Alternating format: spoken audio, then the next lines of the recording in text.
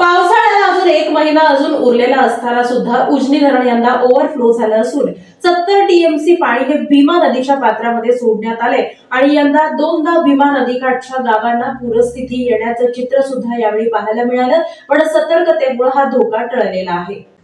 Ujani overflow असून धरणात सध्या 120 टीएमसी पाणी आहे। धरणात दौंडवरून 10,000 क्युसेकची आवक असून उजनीतून 15,000 क्युसेकचा विसर्ग भीमा नदीत सोडण्यात येतोय। तर बोगदा, कॅनल, उपसा सिंचन योजनांसह धरणातील विद्युत प्रकल्पासाठी देखील धरणातून पाणी सोडण्यात येते।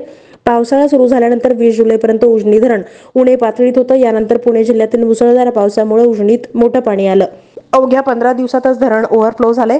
4 ऑगस्ट पासून भीमा नदीत पाणी सोडण्यास सुरुवात झाली आहे। पावसाळा अजून महिनाभर असतानाच उजनी धरणातून 70 टीएमसी पाणी नदीतून सोडून देण्यात आले। गत वर्षीच्या तुलनेत सरासरीपेक्षा धरणातून 6 ऑगस्ट पासून कॅनॉलमधून पाणी सोडलं आहे। यंदाच्या उन्हाळ्यात एकरूप, देगावसह उपसा सिंचन योजना कार्यान्वित होतील।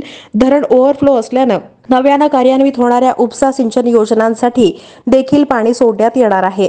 दुसरीकडे उजनीवरील विद्युत प्रकल्पातून दररोज 3 लाख युनिट तयार होत असून धरणातून 1600 क्युसेक पाणी सोडलं जाते।